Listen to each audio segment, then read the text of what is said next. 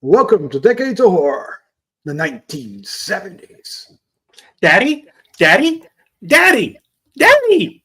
Audrey Rose! Audrey Rose! Audrey Rose!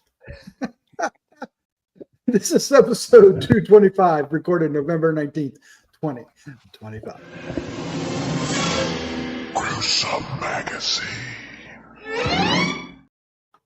I am your host, Doc Rodden, and this podcast is about horror films released between 1970 and 1979. Each episode by co-host and I will tackle another classic or not so classic film from this wonderful, wondrous core influential next day. You would think after 255 episodes I'd have that down, but nope. All right. With me this week is my co-host with the most. It's Jeff Mohr. How you doing, sir? I'm pretty peachy. It's pretty dreary here in Iowa, but at least it's not freezing rain yet. It's not yet. Just rain. Oh yeah, it freezes at night. It gets right down there at night, but during the day. I got a little bit of a cough starting into this. I don't know what's happening. All right. Also joining us tonight is Bill Mulligan, writer, director, special effects guru, all-around nice guy, and published author. Thank you. I usually would wave books, but I'm wrestling the Numidian lion here. Yes, you have a kitty cat demanding your attention. Well, this was one of the days when her mom had to go into the office, so she was all alone with a full dish of food. She could have starved. Who knows what could have happened? So, yeah. Yep, I know that feeling. Also joining us tonight is Chad Hunt, comic artist, co-host of Decades Horror, all of them, and a writer, producer, director in his own right at where are you at now, Chad? I'm right here. Red Cabbage. Red Cabbage. That's about Red the size of it. The Red Cabbage Media. Wreak Havoc is what I was trying to spit out of my face. Oh my God. Let's just keep moving on, shall we? Jeff, Play Now Media. Well, did you know that Decades of Horror, Gruesome Magazine, partner with Play Now Media, which is a streaming service with a plethora, a cornucopia of subgenre streaming channels. And we have a deal for you. We have a discount code, DOH70, DOH, all caps, as in Decades of Horror, 70. So, and what you get for that is 20% off your first payment. If you sign up for the monthly plan, which is $7.99 a month, you will get $1.60 off. If you sign up for the annual plan, which is much preferred, which is $60, but 20% off that would be take you down to $48. So only $48 for an annual subscription. So just go there and check them out. You can just go in there and watch as a la, like some of the other streaming services like Tubi and Plex, etc. But you will get ads and there will be some premium content you can't get to. You subscribe if you register with your username and password, then you'll be able to save stuff, make a favorites list, all that stuff. But you'll still have ads and miss some of the premium content. Not until you actually subscribe will you get the other stuff. But hey, they got a lot of good stuff regardless. So check them out. We get a lot of stuff from them, a lot of movies. In fact, I've seen a couple of Chads coming up or picked from their channel. Nice. I'm not saying what they are. It's good pickings. They got good pickings over there. Not slim pickings, good pickings. Oh man. All right. We also want to encourage you to like and subscribe. Every click will help us find more horror fans like you. And tonight we are recording our discussion review over thingies with Audrey Rose, 1977. What we're going to do tonight is we're going to talk a little bit about the film. We're going to give us our first impressions, and then we're going to dive into the cast and crew and all kinds of trivia. And then we'll wrap things up with some feedback. So we encourage feedback. And if you are on Play Now Media, we'd love to hear from you. Let us know you're watching on Play Now Media. All right. Let's get into it, shall we? We are doing Audrey Rose, 1977, directed by Robert Wise. Good name. Written by Frank de Felitta. I did find out while we were talking. It's Frank de Felitta. De Felitta. Excellent. I love it. From his 1975 novel. The cast includes Marsha Mason, Susan Swift, Anthony Hopkins, John Beck, Norman Lloyd, John Hillerman, and Robert Walden. The production company is United Artists and Stereo Car Productions. Filming locations is Manhattan, New York. Well, so actually, when I look it up, that's where it says all the filming locations. They list a whole bunch of places in Manhattan. But then I was reading another source that said that when they started filming, they were in studios in Culver City and Los Angeles, and then they moved to Manhattan. So there was some interior shooting done in studios. That makes sense. Filming date started on July 26, 1976. The release date was March 21st, 1977 at a U.S. film festival, and it was released statewide on April 6, 1977. The budget was $4 million. The domestic box office was $2 million, and the synopsis. Yeah, the synopsis is: a stranger attempts to convince a happily married couple that their daughter is actually his daughter reincarnated. And that's the cover of the book there. Oh, okay, yeah. And that's Brooke Shields. Wow, it is. Yeah, Yeah. That's cool. $1.95. Oh, those are the days. I remember seeing that on the little Yeah. paperback rack in the drugstore. Remember the paperback rack? I wish I'd give it. When I was working at the bookstore, we had tons. I'm like thinking I knew his name really well. I know he wrote more than Audrey Rose and The Entity, but then there's another long list, and I go, oh yeah, I remember that on the shelf. Oh, I remember that on the shelf too. Okay. Oh man. All right. Well, let's find out when we first saw this, what our first impression was, and does it hold up today? Chad, you picked this? I did. You picked it, Jeff. Thank you. I did Jeff. indeed. Well, I was, scrolling through options, and the thing that a bunch of things hit me all at once. One was I recognized the title from the book, and I recognized the director, Robert Wise. Holy cow! And then Marsha Mason and Anthony Hopkins. Geez, and the bit parts are pretty famous guys too. So I thought we better check this out. So how do I think about this? It's I like the movie quite a bit, but I'm trying to think of how to say this without sounding like I'm saying it. Okay, I'm going to predict that I'm going to hear it's a little slow from you guys, or maybe a lot slow. I don't know, but I enjoyed it a lot, and I like the way they lay it out. There's a real progression in the way the parents act and the way Ivy, their daughter, acts, and partially the way Anthony Hopkins acts, who's the father of the dead girl that thinks his daughter is reincarnated in Ivy. So I liked that. I liked a lot of the shots. I thought were great. There was a definite play off mirrors for Marsha Mason. A lot of times she was shown in mirrors. So anyway, I don't know. I just enjoyed it. I think it was well scripted, and is it a exciting, action packed, glowing eyes, demons thing? No, it's not. But it is kind of heart wrenching, and I think that little girl does a phenomenal job, as does Marsha Mason. Anyway, with that, I will pass it on and hear what y'all thought. All right, Bill Mulligan, sir. When did you first see this? What was your first impression? Saw this a few days ago for the first time. I was aware of this movie. I wasn't really aware of Robert Wise having directed it and what a great cast it had and everything. But I studiously avoided this because I've said before, I don't find ghosts to be very scary because, you die and then you get to hang around. Okay, that kind of mitigates the the awfulness of dying. But even less scary is the thought of reincarnation, where, okay, yeah, you died, might even died horribly, but you know what? You get to come back and do it all over again.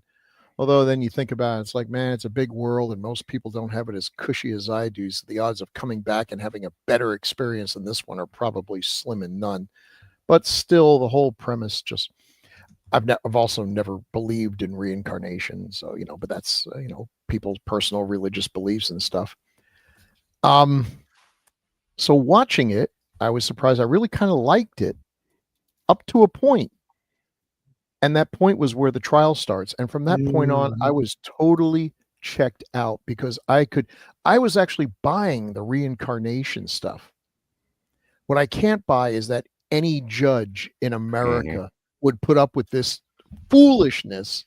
And you see this on TV shows about lawyers and stuff because they have to have interesting, premises. But most of the stuff and then we're going to have a trial, kicked out of court without an even thought. There is no way they would put up with this. There's no way they're going to hypnotize this girl. And this kind of falls into a very popular trope in the 70s, which I think could be summed up with, listen to your damn wife.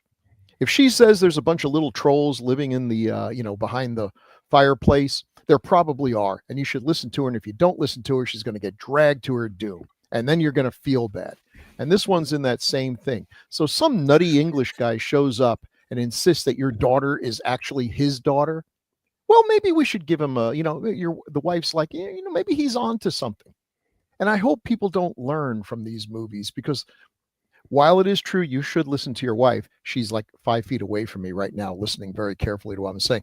But while you should listen to your wife, a wise man knows this for sure. If your wife says something crazy, like an Englishman thinks your daughter might be his daughter, get her therapy, get a restraining order. Anthony Hopkins is a charming guy, but there is a 100,000% chance he's a nut. Okay. So no, don't go into this. It's just because something is too crazy to be true doesn't mean it's true. Most of the time it's crazy. It's too crazy to be true because it's crazy and untrue. So all that being said, up to the point of the trial. And then once, the sad ending happens, it was cool again. I was actually kind of enjoying this. You can see you've got a great cast of people who know what they're doing. Young Anthony Hopkins is such a joy to watch. And he didn't really catch on until he kind of aged into popularity, but he was so good when he was young. He's great now too, but it didn't quite catch on. Magic and this and other things. I think The Elephant Man was the only one. He kind of considered himself a failure in Hollywood after, it just didn't hit. And then boom, he's fantastic. Marsha Mason is fantastic. The guy who has the thankless task of playing the husband is good. They're all good. Everyone in this is good. It's well made. Yeah, it's a little slow, but I could forgive that. I just really had trouble with the whole second half of the movie or whatever part is taken up by the trial. That I was checked out at that point. But up to that, I really enjoyed it. So I'm sorry I waited so long to watch it. Baby, you got a soapbox with it. So, yeah. Chad, when did you first see this? What was your first impression?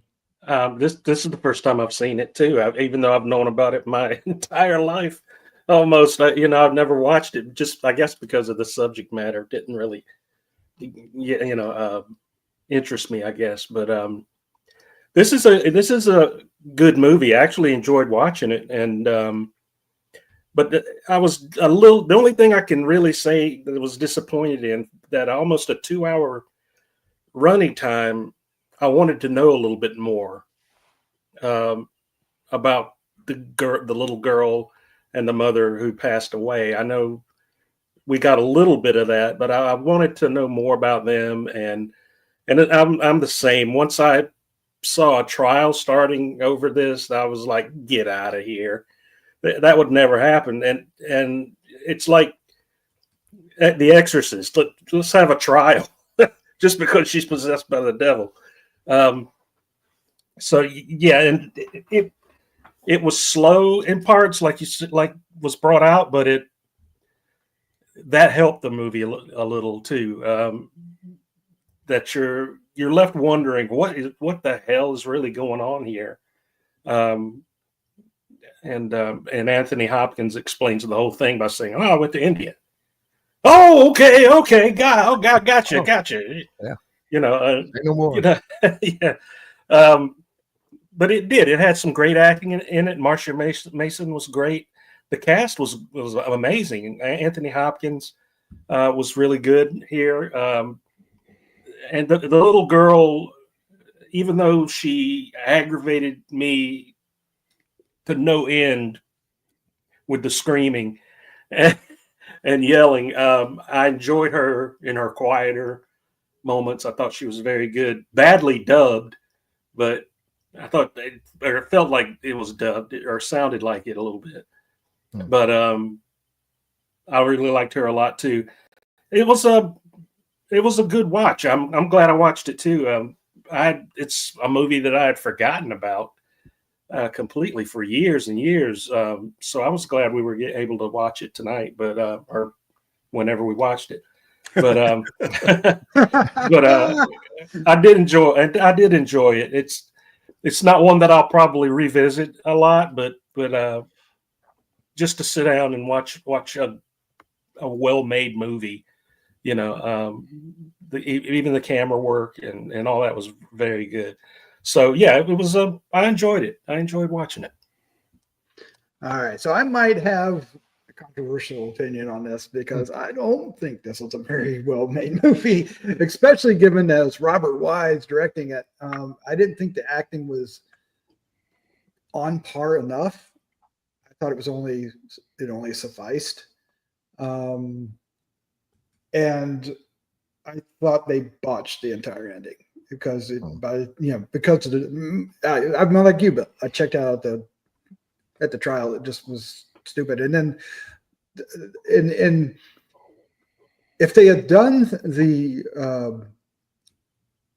experiment, if you will, without the trial, it would make more sense that they did it. But in a trial, it just is like ridiculous.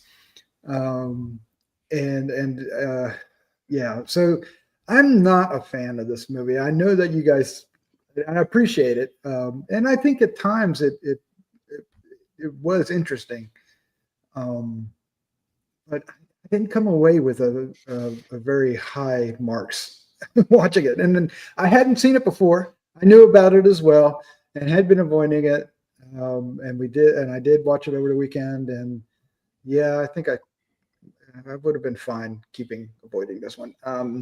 I know that's harsher. It's harsher compared to what you guys said, and apologies all around. But yeah, I when I found out it was Robert Wise, which I had never put together, I think my expectations rose too high, and I think that might be what happened. I thought when it concentrated on Ivy, played by Susan Swift, I thought it was better. And I think Marsha Mason's character got I got kind of shafted script-wise. And I think her character should have had more agency to her, given the experience, especially during the trial where she's watching it from another room. That was lame. I mean, I get what they were doing, because of the conflict between her and her husband, but I just didn't like it. Anthony Hopkins was interesting, but even he didn't really get enough to do. I mean, it got repetitive, I guess, is what I'm saying. Once first he's like this weird little stalker guy, and then, he's this guy that just happens to show up every time that he's needed. And do the same thing over and over, Audrey Rose. And I was like, and then he kidnaps her. I'm going to get off my box. And I'm sure you all are going to prove me wrong in the next 20 minutes that we talk about this. Hey, don't count on it. Well, yeah. So I agree with you, because it was the or all of you, whoever said it, but the screaming girl and Anthony Hopkins was just as irritating to me. Audrey. It's Daddy. It's Daddy. It's Dada. I'm here. I'm here. Audrey. It seemed to go on forever. Now, what I think is, at least for me, was that it starts off that they get her out of that fairly quickly with Anthony Hopkins. And then each time after that, it takes longer to get it. So in a way, they sort of like, I thought it was done, and now it's worse. Now I'm irritated. Then it happens again. Now I'm getting really irritated with this repetitiveness. But I think the point was they were showing that things were getting worse and worse with her, and she was getting deeper and deeper into it. Yeah. The trial thing, yeah, totally friggin' ridiculous. Totally ridiculous. But I think when you look at those scenes with her, I was totally impressed with how long she could keep that up. Yeah. Oh my gosh. And yes. maintain everything that she was doing. And then also Marsha Mason, I saw a quote from her after the movie where she said, my first reaction was, oh my God, I do a lot of crying there. I wish I would have had more agency. So what Doc said. But did he? You know, oh wow. Okay. So at the time, I don't think she realized it at the time. She's realizing that 30 years later when they make the Blu-ray and they do an interview with her or something. At that point, then it looked that way to her. And I didn't notice it the first time either, because I thought she stands up to the guy. The guy screws her over, doesn't show up when they're in the middle of this crisis, her husband. And we know that Anthony Hopkins, Elliot Hoover, is waiting downstairs, wants to come see who he thinks is Audrey Rose. And this little girl's having a fit. And she goes ahead and gets him against her husband's wish. She knows damn good and well her husband's not going to like it, but she's kind of fed up with him. He's not here to help. So I thought all of that was pretty carefully laid out. So, and Anthony Hopkins, one of the things I noticed, and I'll ask you guys, is I don't know if he's one of those actors that adopts some certain mannerisms, but he had a sort of a, I don't know if you know, it's like a smooth way of moving his hand, like a little flourish at the end. You know, he didn't. Anyway, yeah. So I think it's very well done. It may not be everybody's cup of tea, but I thought the acting, cinematography, and the directing, and in fact, Wise started out as an editor. Yes, very good with a few really good movies. You can see the editing here, how it works, especially when she's having one of her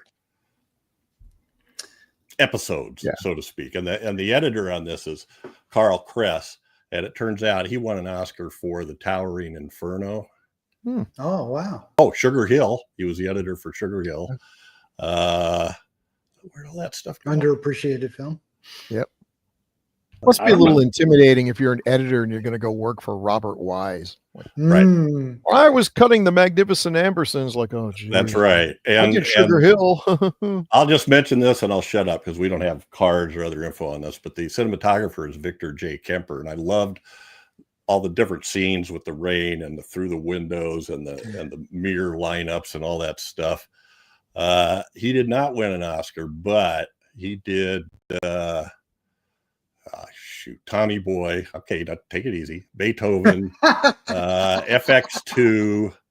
If I get farther down the line, it starts Pee-wee's Big Adventure. Okay, that was a great movie. And then he gets into Mr. Mom, National Lampoon's Vacation. Ooh, okay.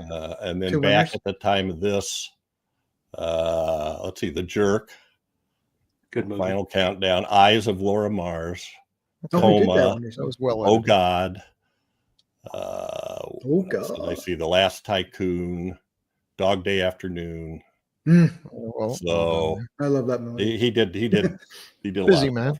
So yeah. So Wise is probably not going to do this without a good crew. Right. Yeah. Especially and I'm sure they're honored to work with him. My problem comes down to the script. What's the real conflict here? I mean, there's a whole bunch of ways we could have gone with this. I think it would have been a more interesting movie if we weren't convinced from the get-go that Anthony Hopkins was on the level. That if he'd been a little creepier and crazier and less convincing, and yet, evidence keeps piling up that what he's saying is true. He's so smooth and articulate. It's no wonder she believes him from the get-go. And you know, and But I she didn't really understand. doesn't. She really doesn't. Yeah, but It isn't until he helps her. Doesn't take a whole lot of convincing. But you know, so what is Audrey Rose? Why is she trying to make this poor girl crawl into a fire? Seems like that'd be the last thing to do. Although I gotta say, man, when I watch this movie, I think of trials too. I think of all the lawsuits that could come out of this movie. Like, Nope, you can't say lawsuits on this podcast. I guess not. Yeah. It's like, no, listen, sisters, I don't want to tell you how to do Chad's Tingler seat went off. the tingler going. Ooh. You know, having a bunch of kids setting a huge fire, that's an accident waiting to happen. Heck? Yeah, I know. And you better be watching them. I mean, you don't expect any of them to actually crawl into it, but kids are stupid and they'll do some way of hurting themselves. And then, I got to figure that family at the end, she's sending her daughter's ashes to India, probably in a golden coffin from the lawsuit she's going to have against the District of New York for allowing this tragedy to occur. That hypnotist is probably living under an assumed name somewhere in South America. Wow. Just because he promised there was nothing right. There's no way this could go wrong. He got a job about a decade later running a hospital. There you go. That's right. He was for an anthology horror film. The tension was between the husband and wife. They focused on that more than they did the tension that was coming from what Anthony Hopkins was. Because I just didn't really get what it wasn't very strong. It wasn't very strong to what this meant, or at least it wasn't communicated. I mean, they showed us some things like, the burning hands and then trying to crawl into the fire and stuff. But I just didn't really see the conflict between, the past and the present outside of these superficial, overtops. I think agency is a great word for it. So. And I felt too like the ending was sort of a cop out by killing the little girl or letting her die or whatever, or not the film, but the filmmakers letting her die. I don't know. I just felt that was. I know what they were trying to do. They were trying to say, "Oh, everything's still fine because she's still alive somewhere and she'll be reborn," and that kind of thing. But for the movie's sake, I felt kind of like it was a cop out. There had to be another way to let her spirit move on without killing her, or letting her die, or make it more significant. It was a downer, but I felt for it, but I didn't. It should have been wrong, right? Yeah, and again, as a non-believer in reincarnation, I don't even understand the premise here. Why? If reincarnation is real, why did it go so wrong this time? What I think they said that they mentioned something about it being too soon. Well, okay. Who decides that? Who made that rule? Is there an archangel somewhere who stamped it too soon and sent her on her way? Why? There's a handbook. There's a handbook. There's a chapter. Yeah. But they did mention that. They did mention. They did. Yeah. But it still felt hollow to me. It should have been more impactful. And it was trying. It was trying. And that's why I wasn't very satisfied with it. I don't think it quite reached what it was grasping for. I guess in the book, Ivy died of smoke inhalation, even though there was no smoke there. So she was didn't look that way in the movie. Experiencing what Audrey Rose had gone through. Yeah, that was the whole thing. Yeah, they could have just. Yeah, they never said why she died. Yeah. I mean, the movie does open with absolute horror because there are a few worse ways to die than burning to death, and I hate seeing children hurt in movies. And here we start with worst death ever. So, and then they bring the lady in to describe it. Oh my god, that was like. Why do we need that? What is that? Yeah. How is that helping the trial at all? That was Frank D. Felita's daughter. Oh wow! What was in the wheelchair that told the story about the crash? Wow. That was like, okay, who's Who put her on the I'm stand looking at and the who judge, was and it? Who was one? the judge every now and then is like, listen, I'm giving you a lot of leeway. It's like, yeah, you sure are. You are going to be disbarred, my friend. All right. Well, this is the time we do something very special, and I'm going to let Jeff tell us all about it. And put Chad to the forefront. Sugar pie, honey bunch. Are we still doing that? Right. It's now time for Taglines with Chad. I thought we had a meeting or something that we weren't going to do this anymore. I Yeah, but then swore we had a meeting. We had a meeting I know. after that, and just said, "Never mind." Yeah, we said just let him think it. That's okay. Yeah, that's what we said. Brian, oh man, he's going to be so surprised. All right, taglines for Audrey Rose. She will haunt you. Boom. All right. Anyways, a modern mystery that will shock the hell out of you all the way to your backside. Bring your pampers. A haunting vision of reincarnation. Okay. Suddenly, their lives were engulfed by supernatural terror. All of a sudden. Yeah. Slowly. And But it wasn't reincarnation natural in there? Well, anyway, yeah, you are. I think they were treating it as Everything's supernatural until science proves it. Then it's just natural. Born in 1959, died in 1964. Born in 1964. Whoa. Wrap that around your little What brain, are they Tim. trying to say? I better go see this movie and find out. Suppose a stranger told you your daughter was his daughter in another life. Suppose you began to believe him. Suppose it was true. Security. That's what I'm headed straight for the lawyer's office. Yeah. Yep. The mother, the father, the child, the stranger, the past, the present, the nightmare, the terror, the movie, Audrey Rose. Okay. That's the worst tagline ever. Oh no, read the next one. And this is part 2 of it. The pain, the anger, the trial, the test, the question, the answer, the torment. You got that right. The truth. It will alter your ideas about life and death forever. Wow.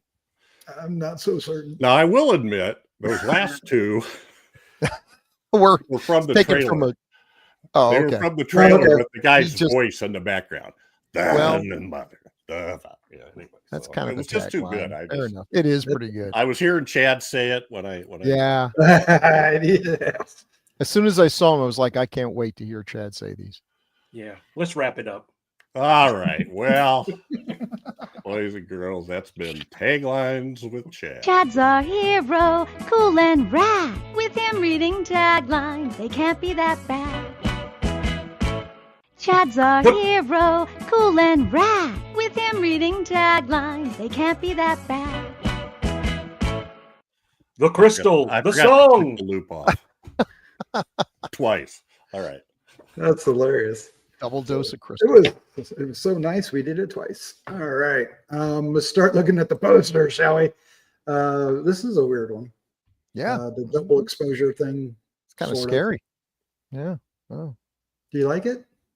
Well, I mean, yeah. It promises something scarier than what we get. It's got the book cover. It's I do like that it has the book cover on it. Yeah. we got Marsha Mason and darn it, why I keep forgetting John his name. Beck.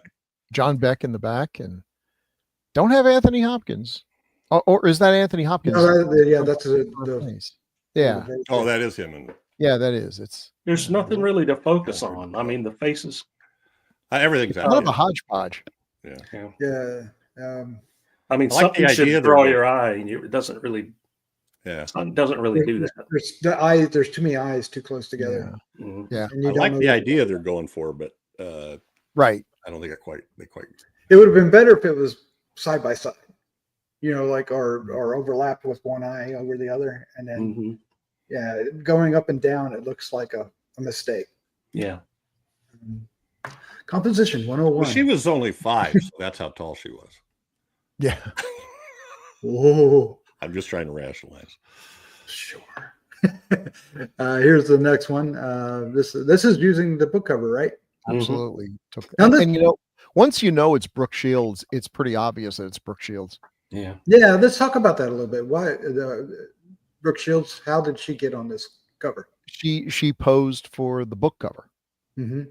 And am I wrong? Did she not also audition to actually play the Yes. role? Yes. Yep. But they picked somebody else. Yep. I wonder what it would have been like if Brooke Shields. Yeah. I don't know. I didn't think Brooke Shields was a great actress as a kid. I thought she got better as time went on. Oh yeah, absolutely. And I actually thought Susan Swift did a great job of really Mm-hmm. having had daughters. I thought she really was natural. Yeah. And vulnerable. Right. Yeah. And not, little kids are so often so dire in these movies, but I thought she was, and that helped feel sympathy for her and everything, because she really did seem like a real person. And they weren't just doing The Exorcist. I seem to remember when this movie came out, people were saying, "Oh, they're just ripping off The Exorcist." Well, there was a lot of somebody. They were trying to get somebody to do this movie, and the guy they were talking to said he told him the story, laid it all out, gave him a pitch, and the guy said, "This is great. I got to call my partner." He called his partner. His partner had just bought Ghost Story, and they went, "Guess not. We're not doing Audrey Rose." So. No, I guess not, man. And this is the image I remember from it. It's her banging on the window. Yeah. Yeah, and this would be fine, except they ruin it by slapping in a black and white version of the book cover. So they're really hung up with, and I think that's probably because this book was a big bestseller. And it's hard to remember that there was a time when books were bestsellers and part of the national zeitgeist, that even if people hadn't read The Exorcist, they were aware of The Exorcist. They knew the creepy cover to it and everything. It was part of our culture.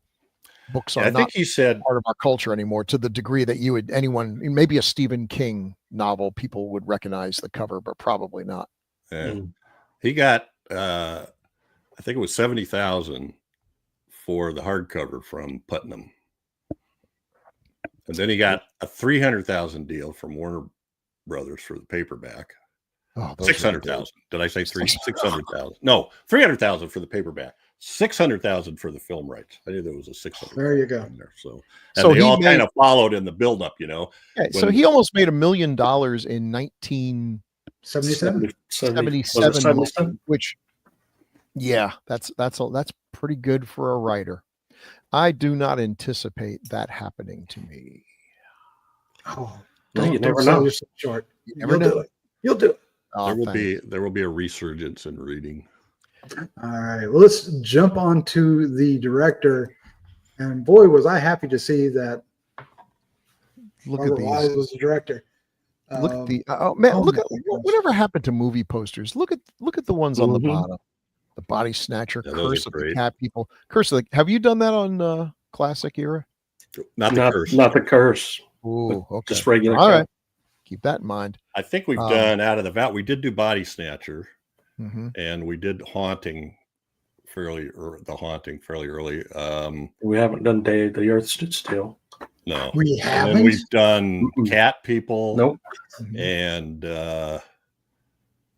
what was the other one? Isle of the Dead and The Seventh Victim are the Val Lewton movies that we did. Curse of the Cat People is such a low. It's not a true sequel to Cat People, right. And I think that disappointed a lot. But as a children's fantasy, it's absolutely scrumptious. It is. And Val Lewton, in his defense, the studio would give him titles. Oh, Cat People sold. Do Curse of the Cat People. Okie dokie. Okay. There you go. Not what you expected. Andromeda Strain is a ripping good yarn. Yeah. And Star Trek the Motion Picture, boy, it gets a lot of criticism, but it was a troubled production, considering, working without a finished script and having already spent a fortune without a single frame being shot.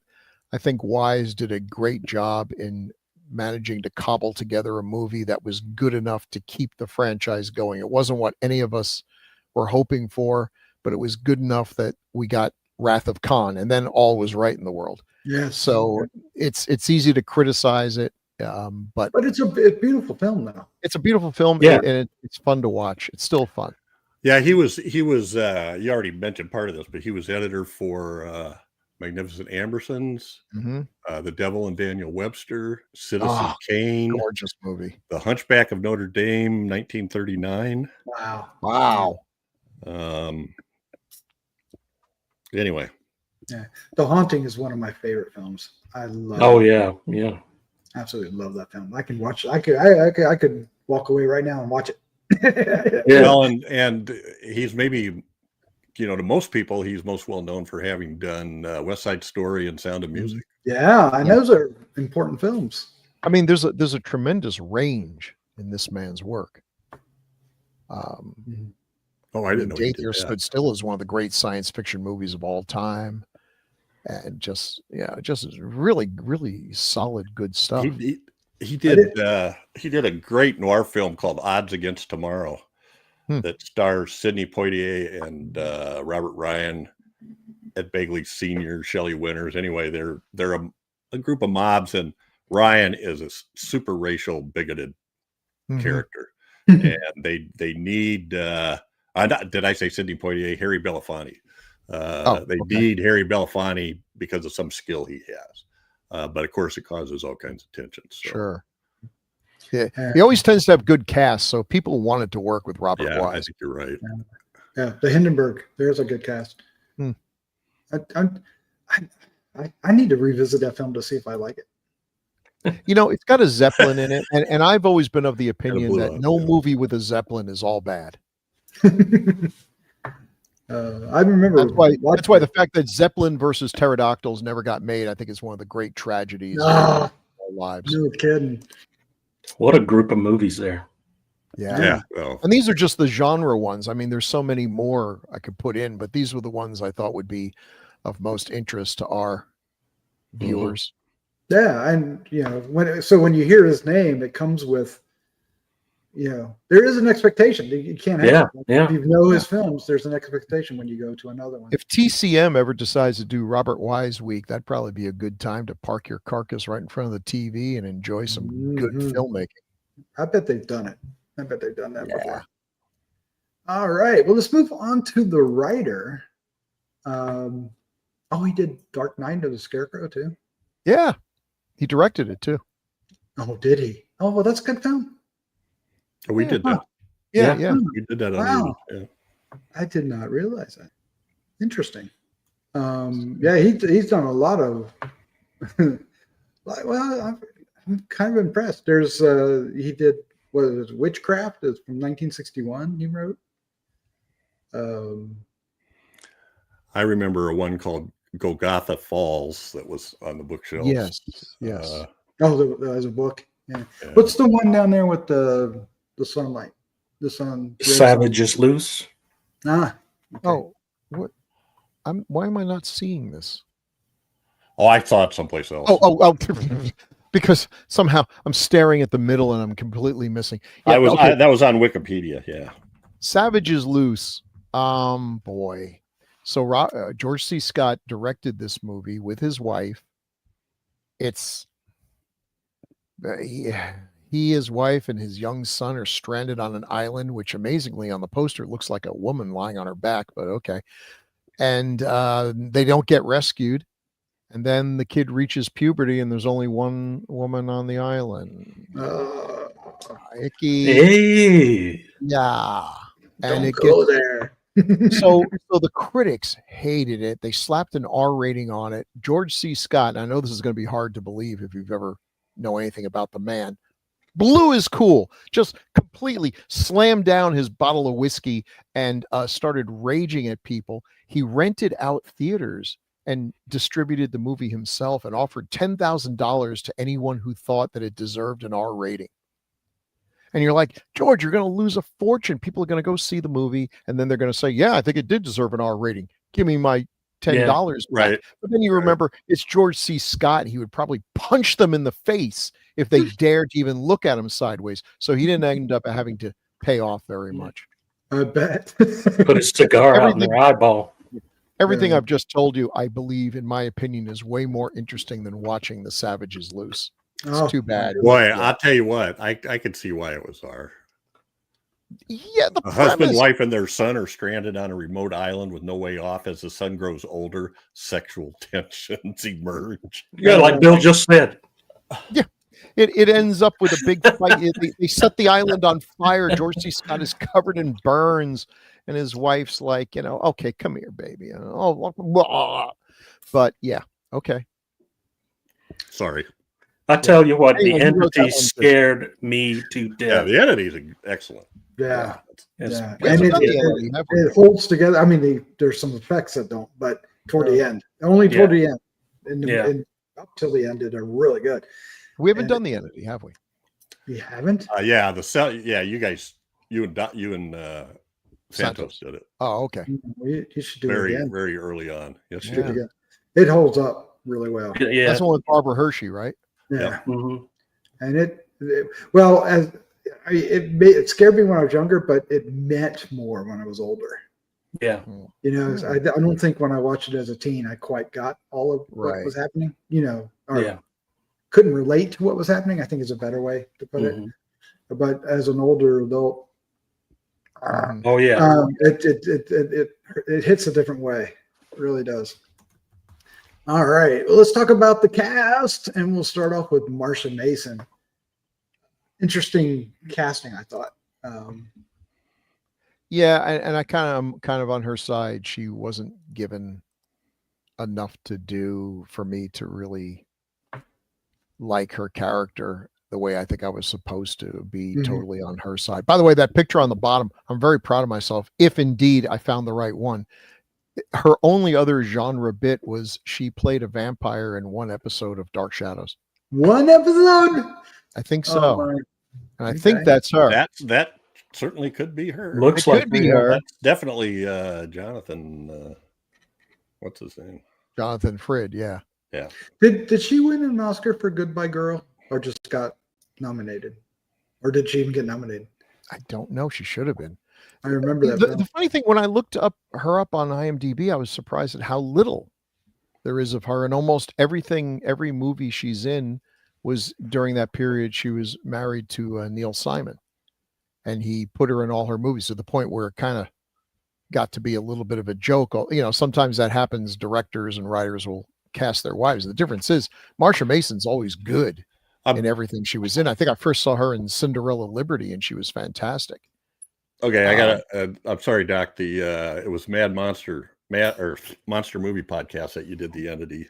Okay. Well, you should do it on the 80s. 11 years ago. Wow. And I assume it was you and Thomas and possibly somebody else. There's no. Yeah. Well, we'll put that back into the Black Rolodex. Saint and My God. Black Saint, Christopher G. Moore, Doc Rotten discussed this highly volatile film. So, okay. Wow. But yeah, the Goodbye Girl got 10 nominations and 10 wins. The director, or Best Picture, Best Actor for Richard Dreyfuss, Best Actress for Marsha Mason, supporting role for Quinn Cummings, and screenplay for Neil Simon, which makes a hell of a lot of sense. It's a great movie. I remember seeing that opening night in the movie theater, and the audience, we were so into it. It was one of those ones where everyone was having a great time. When the movie was over, you felt like going and seeing it again because you missed a whole lot of stuff from the laughs. She has 4 nominations for Oscars for Best Actress. What are the other 3? Cinderella Liberty, Very good. Chapter 2, which I think is Neil Simon. Only yeah. When I Laugh. 74 to 82. Okay. She's great. Yeah. And cute. Yeah. No, I thought she was great. I'm totally not understanding, so I don't want to belabor it too much, but I thought there was a great conflict. There's a conflict between her and her husband. Her husband says this is bunk. Get that guy the hell away from her. And I'm taking her to a a doctor or shrink or whatever. She sees that guy is helping, so there's a major conflict. Plus the conflict between him and between Anthony Hopkins and the two of them, which then becomes him and Marsha against her husband. Anyway, I didn't buy the husband to do that well. I didn't. If it was my child, I would want to explore every avenue possible to find out what was going on if it was my child. I don't care if it would be something I didn't necessarily believe in, and not that movies have to stick to every rule of reality in real life, but to me, and maybe I've watched too many movies, but it seems like that conflict between those two, it didn't feel natural. But the husband and wife? Yeah. Oh, yeah. Wow. And I thought it took away from what we were there for, which was Audrey Rose. I think it was actually kind of the basis of the whole thing. Yeah. I mean, they certainly got divorced after the end of the movie. Oh, you're never gonna hear the end of that. Yeah. But I would have liked it better if Anthony, because it sort of reminded me of like Rasputin, where Rasputin, a complete charlatan fraud, was somehow able to apparently help the young son of the Tsar with his hemophilia and everything, and then he insinuated himself into the family, and then blah, blah, blah, stuff went on from there. This guy does seem to be able to help with Audrey, but nothing he does is really extraordinary. I'm just saying, if I were the husband, I'm kind of on his side all the way up to, I would not be putting my daughter under hypnosis under any way. I'd just be suing everyone in existence in court. But yeah, I wouldn't buy this for a minute. And the question also is like, so why are you here? What is it you expect to have? Okay, let's say my daughter is reincarnation. Well, you had your shot. I'm going to try to do a better job of keeping her from dying. Off you go. What exactly is this guy's end game? And I think it would have been an interesting movie too. Just, explore that. This guy's sketchy. Even once you find his story, it's sketchy. Now, I mean, obviously, as a movie and as a horror movie, yes, of course, she was reincarnated, and it would be interesting to show maybe him coming around to that idea or something. But nothing that happened other than the weird thing of her suddenly having burns on her hands, that would have given me pause. Well, I think. Well, he thought it by was what he said at the end, he was going, "She's free. She's finally free. Free. She's finally free." I think that was his whole motivation there. But I don't know how he expected her to be free without the girl dying. Right. Ivy dying, and it wasn't really explained that well. But so he kind of got what he wanted out of the deal, but the parents didn't really, because their daughter got taken away. And as far as the father goes, he'll never see her again. She believes she'll be, and the wife believes she would be reincarnated because she come over to believe that. But the father would never. All he knows is my kid died. My kid died, and nobody knows why. Right, and he makes a big speech about how, as far as I'm concerned, when I'm dead, that's it. I'm gone. I'm finished. There's nothing else. Mm-hmm. Yeah, he was certainly not up for it. All right, well, let's the husband. Speaking of the husband, John Beck. Cyborg. Cyborg 2087. He was in Sleeper. Cyborg 2087 is one of the wackier cheap sci-fi movies. But check out the premise.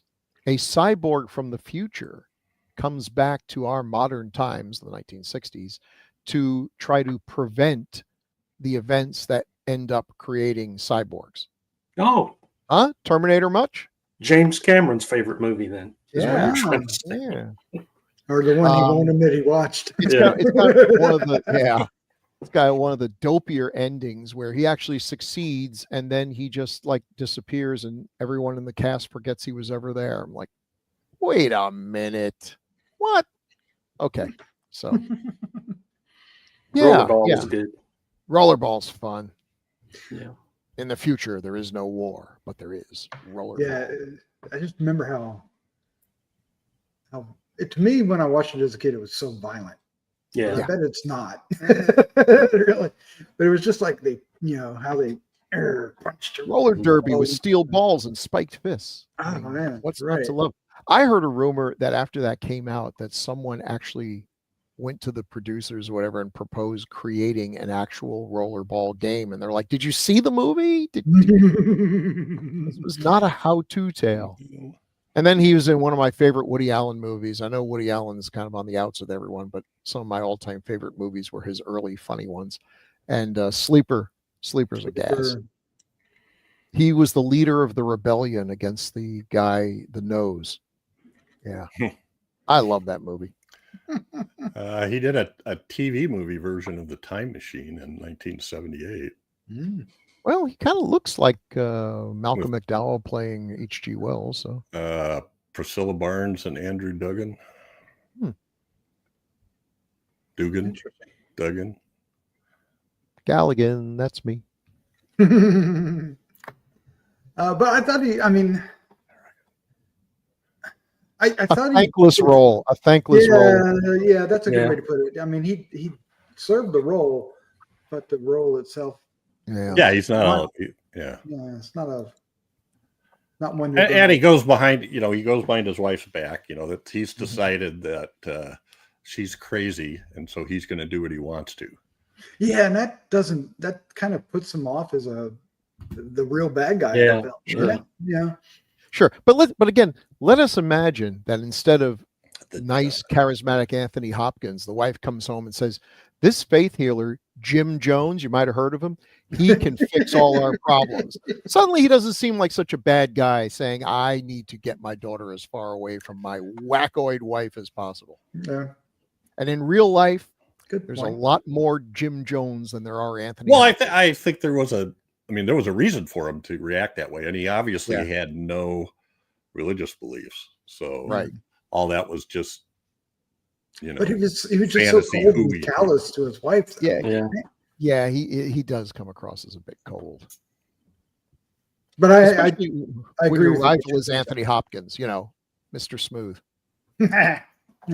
He reminded me so much of Anthony Hopkins in Magic, which was only a year later, I guess. But that's when I looked at him, I'm going, that looks like the guy in Magic.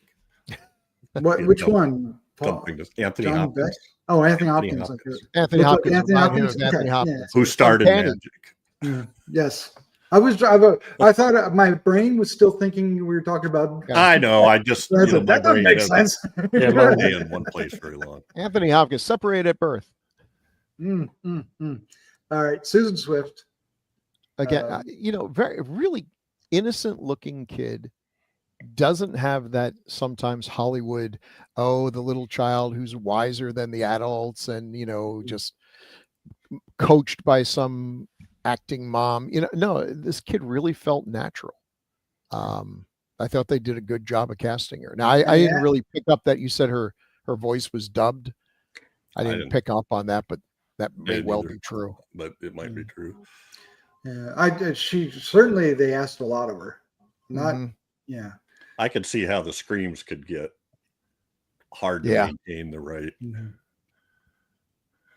The only time I jumped in this movie was one of those screams. I can't remember which one it was, but basically nothing was happening. And then all of a sudden, I did jump. And I had a cat on my lap, and the cat jumped because I jumped, and I got clawed. So there was one moment of actual bloody horror in this movie. Oh my gosh. That's hilarious. All the audience participation. She kind of seems to bounce in and out of the industry. She was in The Curse of Michael Myers, 1995. Harper Valley PTA. Yes.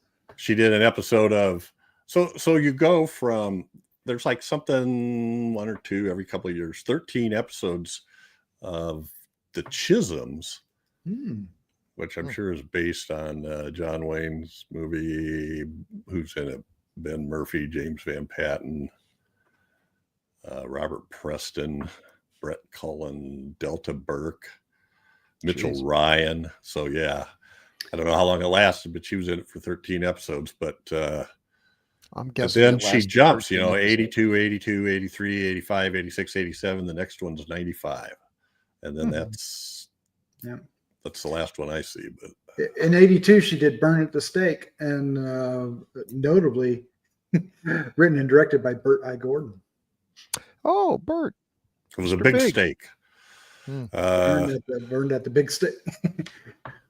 Of course, it's Salem witch trials and stuff like that. But Yeah. she's Oh still my lead. God, and Albert Salmi and Guy Stockwell. You guys are going to have to do that on the 80s. Oh, those two Oh. guys. If it's Bert Gordon. All right, so I guess Yeah, she did great. And I thought she had a great, there's something about her face that she could do these, she could do the sweet, happy, 11-year-old normal. She could do the freaking crying, screaming thing. And then she could do this other sort of blank face thing that just looked creepy as all get out. Yeah. I mean, there was a couple of those where she's just staring, and that's anyway. Yeah, a good point of it. I mean, a good portion of it, rather. She was, she had this innocence and vulnerability to her that really helped that character, portray that character. So She would have been an interesting choice for The Exorcist. Although, given how that turned out, obviously, Linda Blair was a fantastic choice. oh yeah. All right, Anthony Hopkins, the Anthony Hopkins. The Anthony Hopkins. Sir Anthony. Sir Anthony Hopkins. Yeah, I was getting ready to do that. Look, he's so young. He doesn't look like a cannibal. Not yet. Not yet. He will. I couldn't. He just has such an interesting way of speaking. He did. Yeah. I just couldn't imagine him going whatever the fava beans thing. I can't even do it. So that was improvised by him. Yeah. And, I feel like if Hammer had started in the 80s, he would have been their Peter Cushing. He remind young Anthony Hopkins and Peter Cushing, they have a vibe to them. Besides, there's almost like an inherent cultured quality to them, a way of speaking, mannerisms. he did play Van Helsing. He did. He was That's a damn right. good Van Helsing too. Mm-hmm. Yeah. Well, back to the husband and wife, though.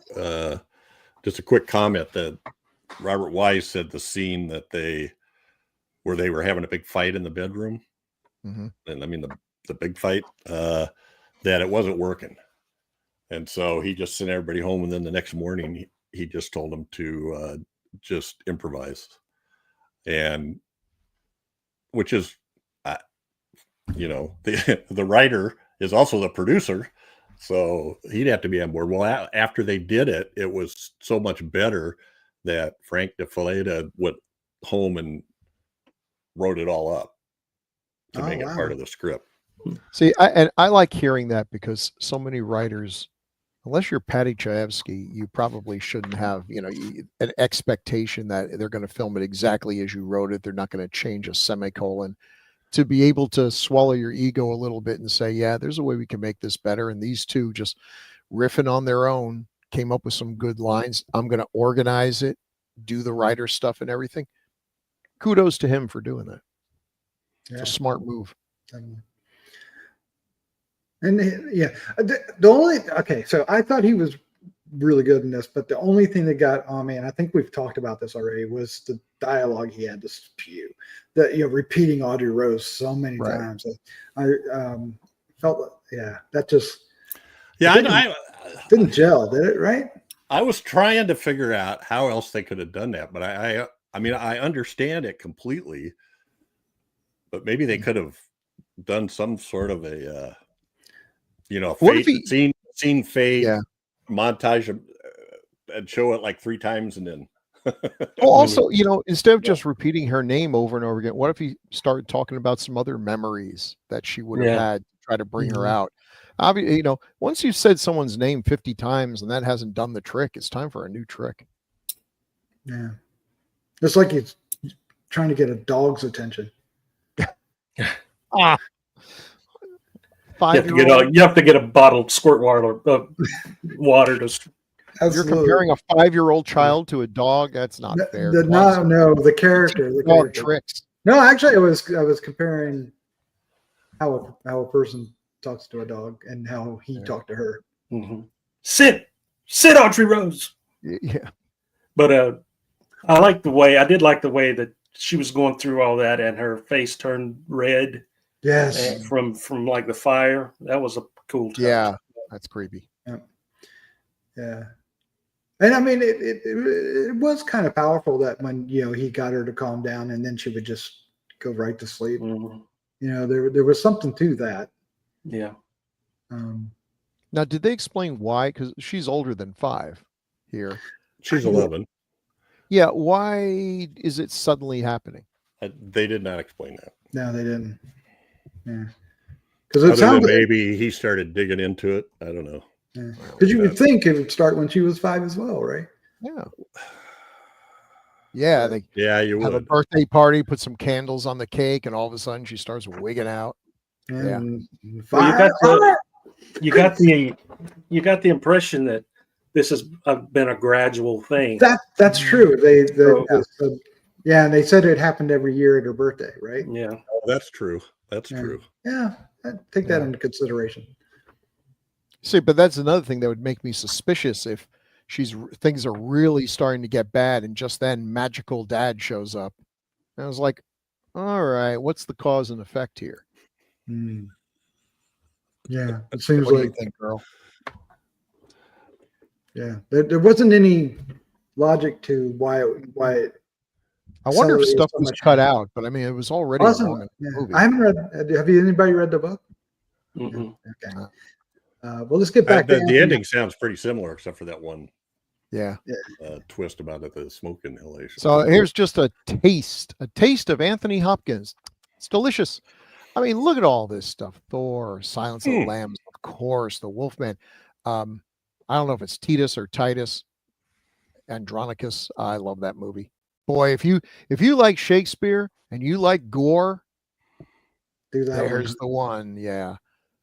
Dracula, of course, you mentioned his wonderful Van Helsing. I first really got on the radar with him with Elephant Man and Magic, two completely different movies. And look at this one, Eyes in the Trees. That's post-production.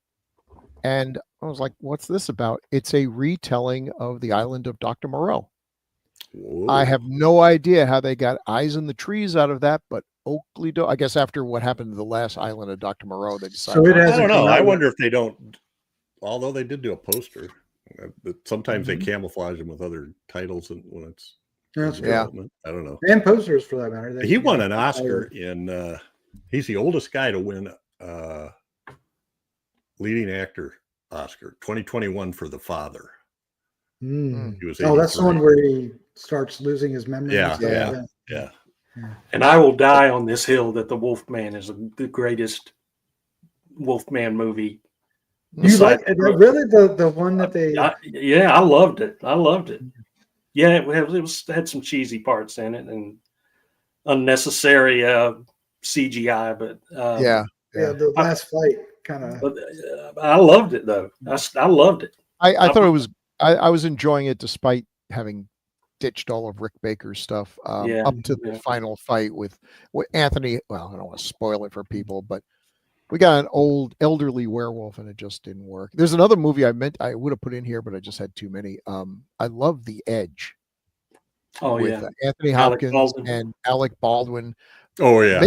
Making that movie was a freaking nightmare. And Bart the Bart the Bear. That's in Alaska, right? Yeah. What a great actor that bear was. And I'm not being facetious I'm not being sarcastic. It's great. That bear is terrific. I don't know. I don't know how they didn't all crap their pants every time the trainer said, "Okay, Bart, look ferocious," and he pooches at his lip and hunches up, and I'm like, I'd be running out of there so fast. Great. So he won movie. an Oscar for The Father. He was nominated for The Two Popes for Best Supporting, nominated for Best Supporting in Amistad, Best Actor in a Leading Role nomination for Nixon. And when he plays Richard Nixon, I'm just and he's really good, despite the fact that they make almost no effort to make him look like Nixon. And frankly, I approve, because if they put the big phony nose on, he would look more like Bob Hope than Richard Nixon. And then he was.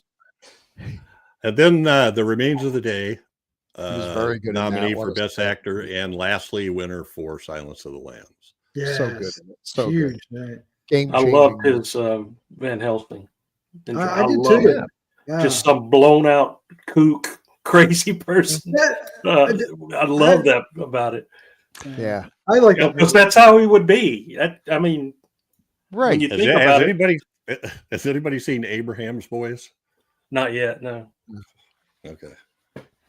I'll keep my And we'll leave that right where it lays. Yeah, we'll stop right there. But I really want to recommend Titus or Titus to people, because if you think, oh, Shakespeare, just a bunch of people in pantaloons running around going hither and thither, and there's nothing for me, the average gorehound.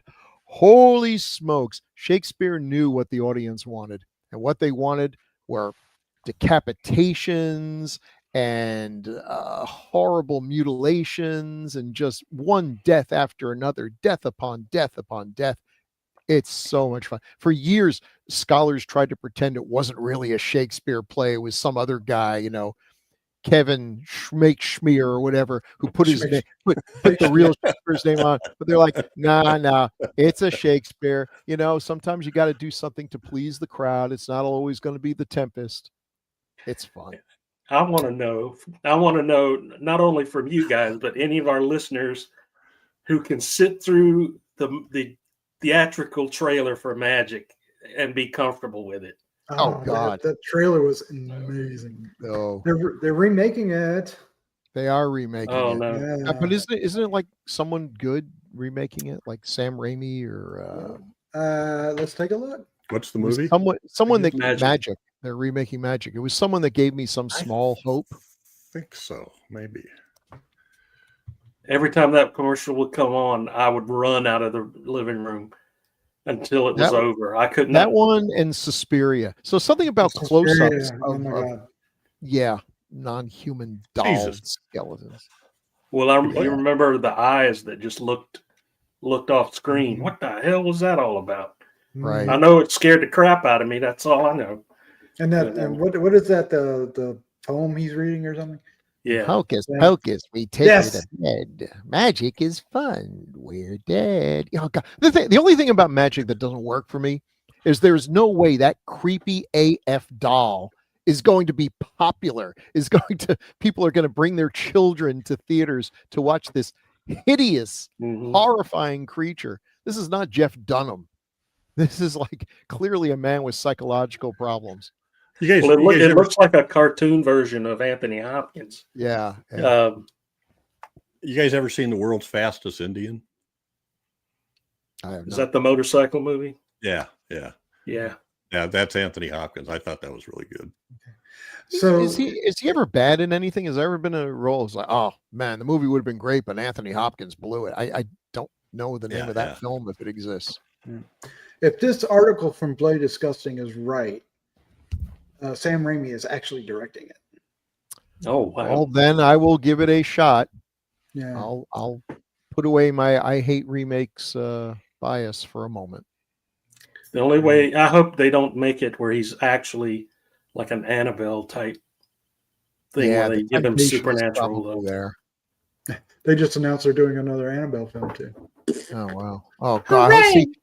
And if they're both hits, we're going to have Annabelle versus whatever his Fats name was. Fats, oh my gosh! Yes, Fats versus Annabelle. But the Elephant Man, I watched this as a kid, and it made me cry then. Oh yeah, it was so I mean, it's the only David Lynch film I like. I saw that with my college roommate, a fairly reserved, super intelligent, one of the smartest people I've ever known. Became a doctor, brilliant guy. And when it was over, we kind of like had to chillax for a little bit because it really choked him up. The final shots of that are John superb. Hurt was amazing in it. Yeah, that's I hope he's with us for a long time, but just with what he's given us. And how old is he now? He's in his 80s, I believe. He's got to be in his late 80s, maybe. Late 80s. Well, he was 83 when he won the Oscar 4 years ago. So, well, do the math. That's he was born in 37.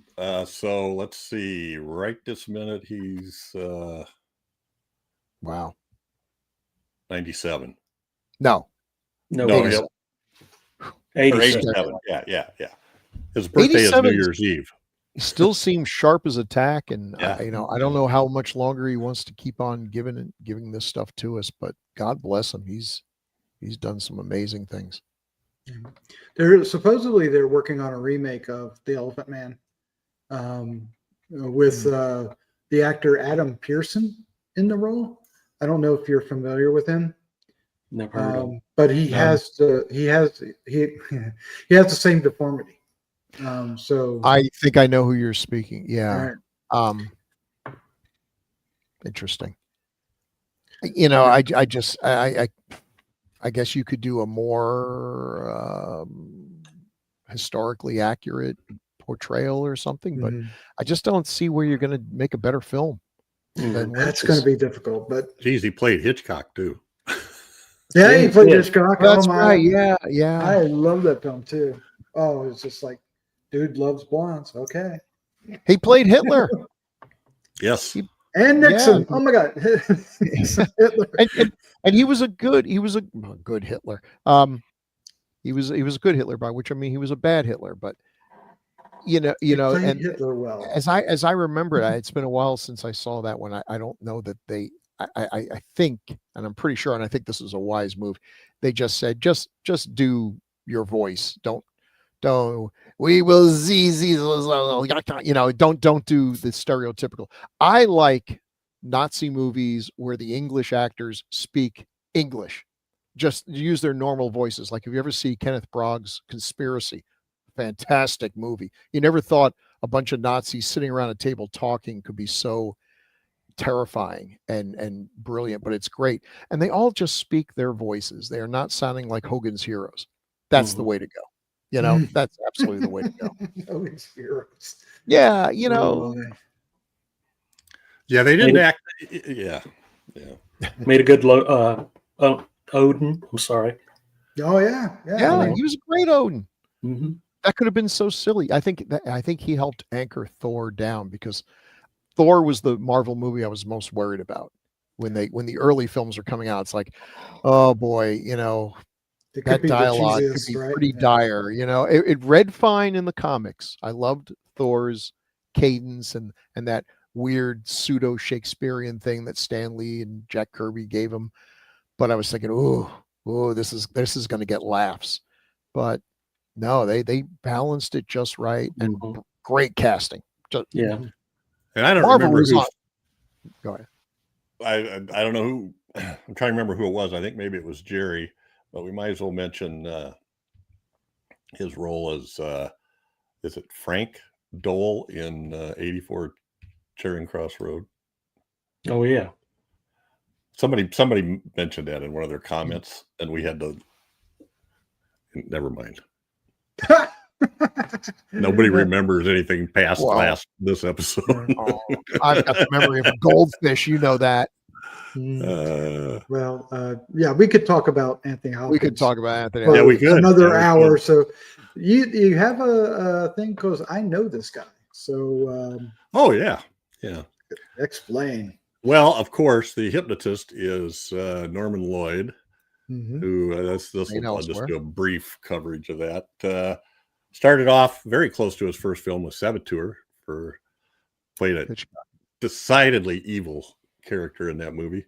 And then went on to, he was in some Alfred Hitchcock, like 5 episodes of that, but he went on to produce 180 some episodes of Alfred Hitchcock Presents.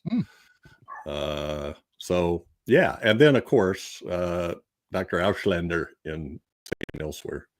Yeah. It's one of the ones. So he's got way more than that. Let's see. Let's go Kitty. Well, straight down is Robert Walden, who I remember the best from. I think he was in Lou Grant. I've seen him in a lot of stuff. He's in Lou Grant. He was in The President's Men. Yeah, he's got 78 some credits. I just grabbed them because they're people I recognize, and I knew that they were going to be good. You know. Yeah. Next to him is John Hillerman. Magnum PI. Yeah. What was his name? Now that you've asked me, I couldn't tell you. I know. That Can I have a lifeline? is the way. It's like one of those, Yeah. names. When I see him, I think of Higgins. When I see him, I think of Blazing Saddles. I just can't. Okay. Oh yeah. Howard Johnson. Chinatown. Yeah, no, he's got a great career. Oh, and his voice and he didn't really do much in this movie. He stood around. That didn't seem like He had just a whole was. lot of dialogue. He was the lawyer for Mm-hmm. the prosecutor. Right. And then the last one is the judge, Philip Sterling, the top right shot.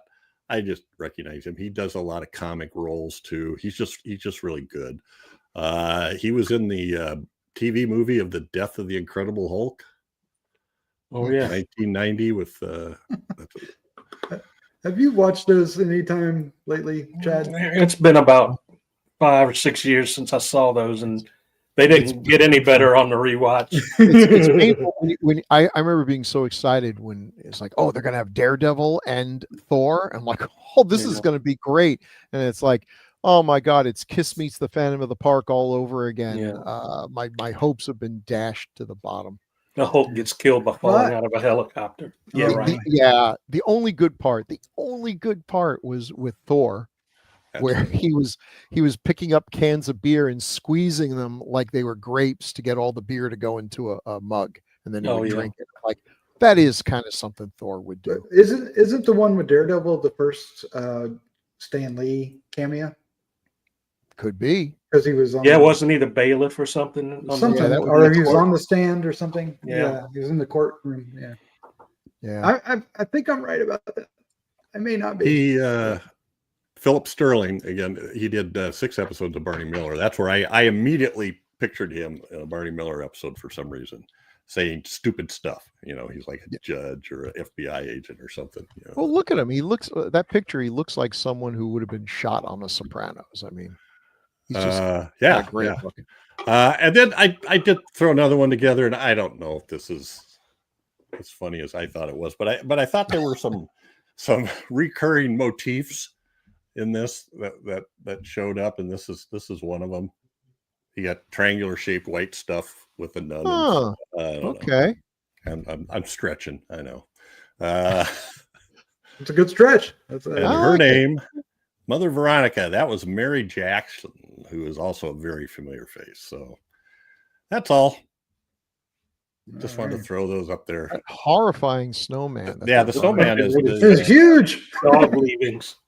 So big. Build a big fire. Yeah. He'd melt and then put the fire out. Start all over again. Unless you crawl into the fire first. Yeah. It's like, well, here, children, here's some gasoline. It's like, is this the Catholic Church or some weird cult that we're doing here? It kind of leaned toward the latter, didn't it? Yeah, I don't know. I don't remember burning a snowman down as part of my religious ed class. So I like this as much as I disagree with a lot of what you guys said, but that's cool. We all have different opinions. I feel like I'm being too harsh, but it just that's the way it hit me. This is not a terrible movie. We've watched some terrible movies. Yes, that's true. That's true. And the terrible movies. Well, terrible movies are my favorite movies. We do have a ton of feedback, Doc. Let's do it. Let's jump into our feedback. And we want feedback about. Just want to warn people. Uh-oh. We have awakened the sleeping giant. Jerry. Yeah. Waking the Yes, Sleeping he- Jerry. haven't we? He wrote a couple novels, I think. This time, didn't he? Yeah, Oh, I boy. think there's one in here, but anyway, first off, episode 253, The Wizard of Gore. All right. Robert Baker. Where do we want to go? Chad, you want to take Robert Baker? Sure. Oh, no, wait. No, not you. No, don't. I'm I'll read sorry. Robert Baker. No, it's Yeah. fine. I can read Robert Doc, Baker. you want to read Robert Baker? I'll read Robert Baker. Damn it. Okay. You know it's coming your way, Chad. Robert Baker says about Wizard of Gore, I bought a box set of H.G. Lewis DVDs a long time ago.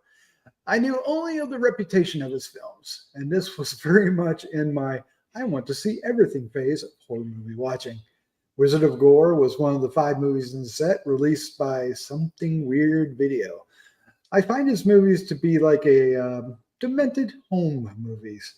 Too badly done and over the top to be taken seriously, but as Lewis himself always admitted, these things were made to earn a quick buck at the drive-in back then and nothing more.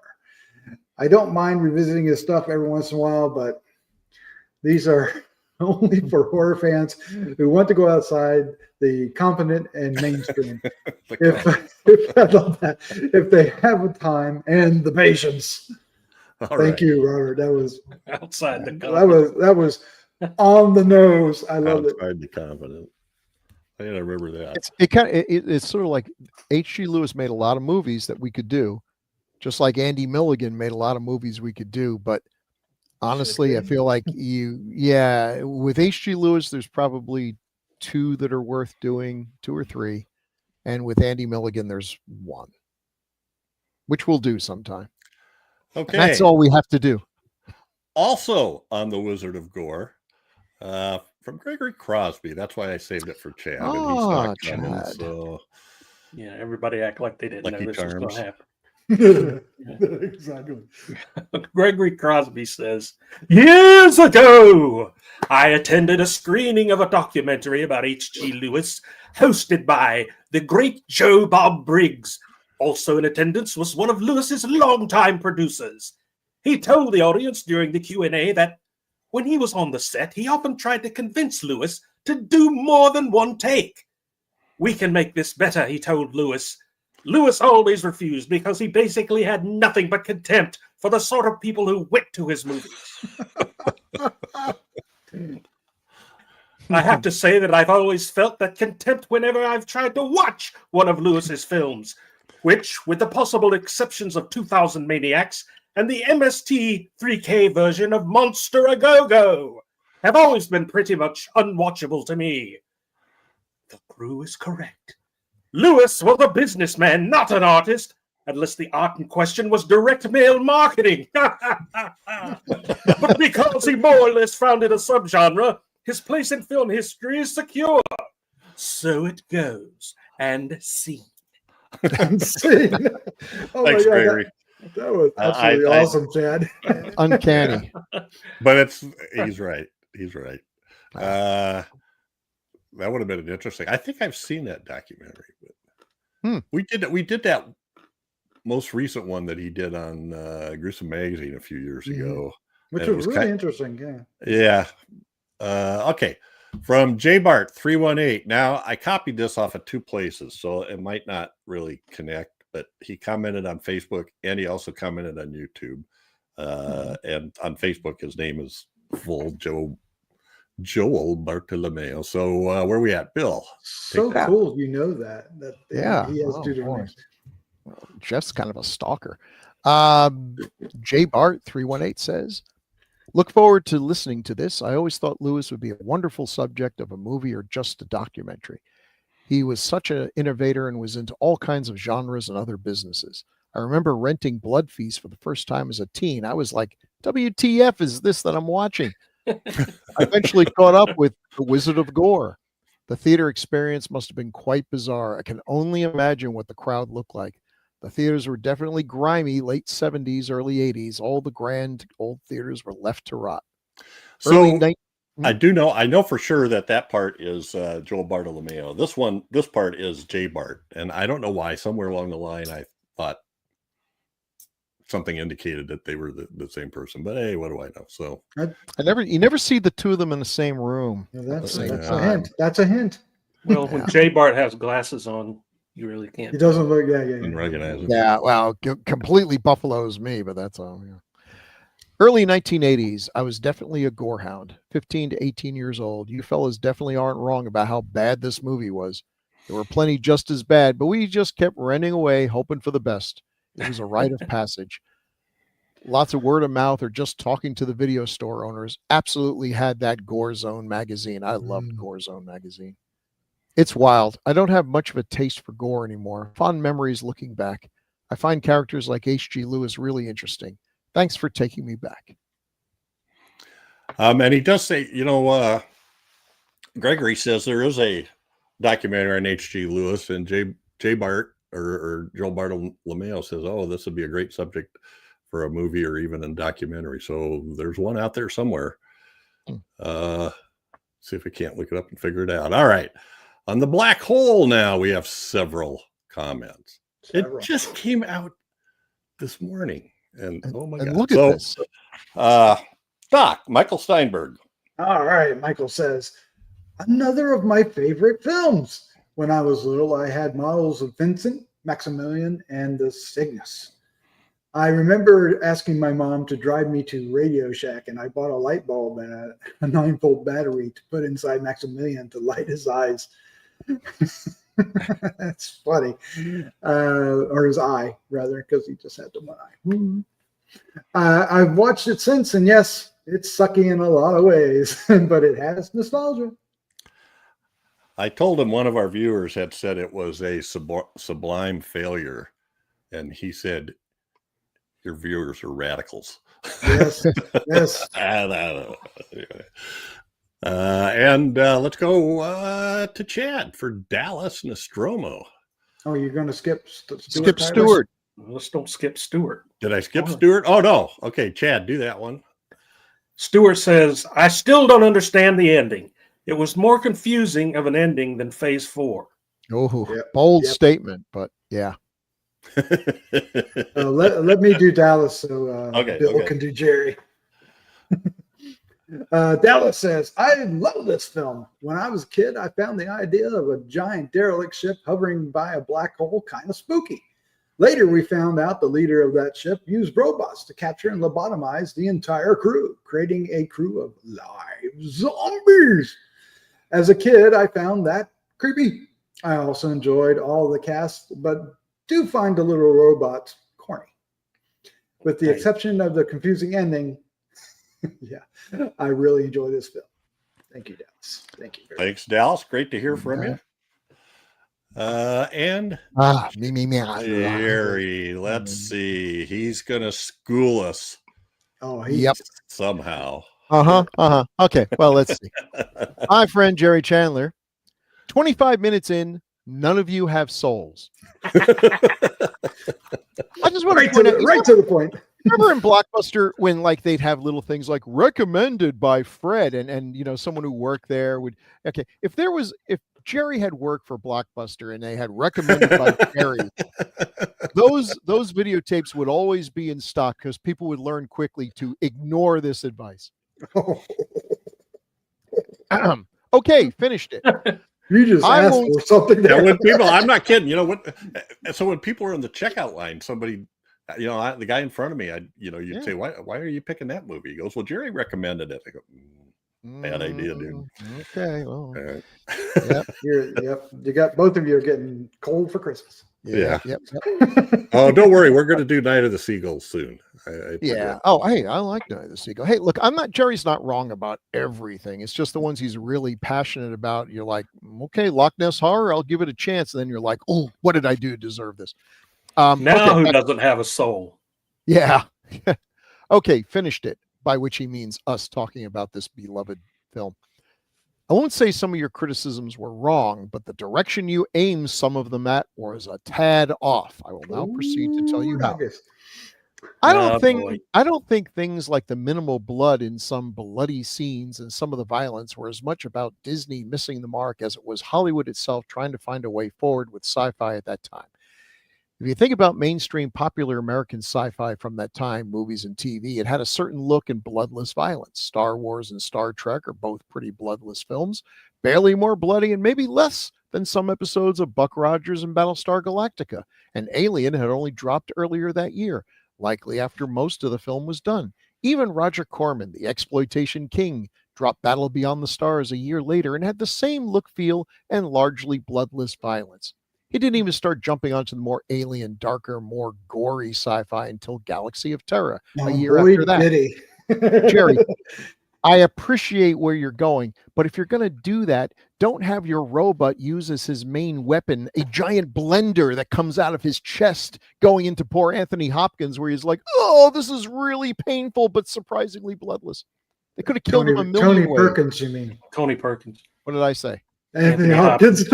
Anthony Hopkins. One of those Tony guys. It's not too late. You don't have a foot to stand on. One of those psychotic Tony guys. The man could do Nixon, Hitler, Hitchcock, and Tony Perkins. It's amazing. We don't deserve Anthony Hopkins, I swear. Back to this. I'm going to shut up now. I don't think Disney missed the mark as much as they were the victim of bad timing. Popular sci-fi was so clean and sterile that Disney could do it. 1 year earlier, The Black Hole probably does seem at least a little bit better, but coming out roughly 6 months after Alien, audiences suddenly had a huge shift in what they thought mainstream popular culture sci-fi could be. And you lot are also looking back on it after being immersed in decades of what popular American sci-fi became in the wake of Alien. It was very much of its time, but it came out when its time was ending. Oh, that's kind of poignant. For me back then, it was huge and epic. It was amazing. I didn't have the lunchbox, but I wore out the record with the read-along book. Oh, and wow, there's someone. And he posts a YouTube video. Oh, he posted the YouTube videos. If you go on YouTube, you can see the Black Hole read-along book and record, which I'm going to have to go check out. The characters were fine for what they were. The ending was mind-blowing. Has it aged well? Not entirely. Feels like a link between Lost in Space, the TV version, and more adult science fiction, but a link that fails because they didn't yet know how to get there. But if you grew up on it, you still have a sense of nostalgia for it. True. And that ending now, well, they accomplished one thing with it. Over the years, I've seen more people debating and arguing that ending and its meaning than I have with many other film endings of the time. They didn't quite know what they were doing, but they kept people talking about it. See, even when I disagree with Jerry, he comes up with a lot of good points. Yeah, but so, all right, Jerry, good points.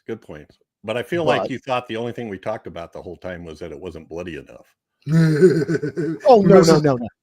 Jerry will focus like a laser beam on the one thing that, and then he will give a list and a PowerPoint presentation. Yeah, well, of why you're wrong. Yeah, I'll have to go back and listen again. We should let everybody know that we are very close friends with Jerry. We love Jerry.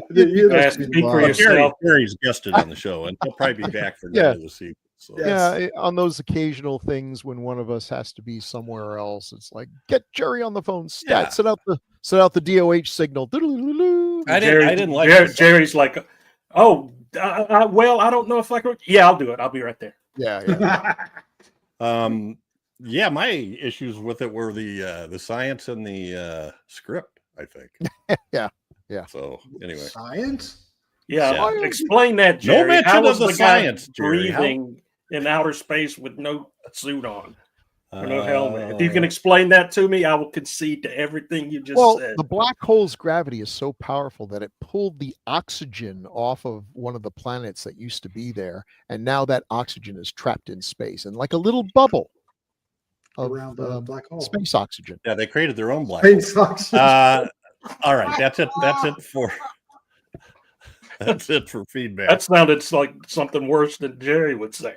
Oh my God. Thanks, Robert Baker. We got to make that a thing. I'm sorry. Go ahead. Sorry. No, I'm not going ahead. Somebody else finish. Join us in 2 weeks when the next pick is Doc's pick. What'd you pick, Doc?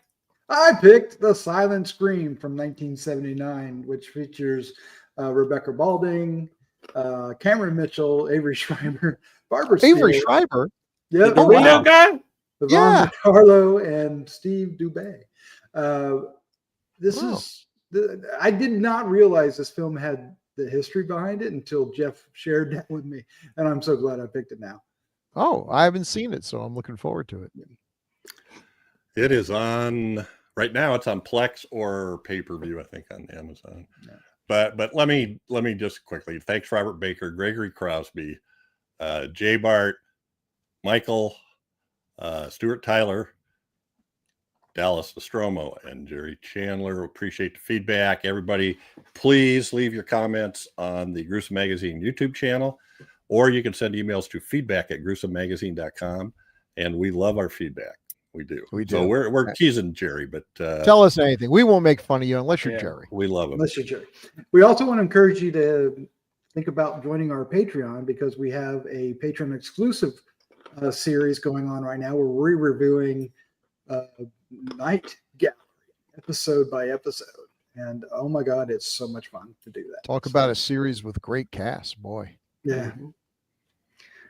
All right. Well, Chad, Jeff, Bill, thank you for this. It's ended up being a much livelier discussion than I imagined we were going to have. It's really It's a lot of interesting things to have been said about this film. So we hope you liked it.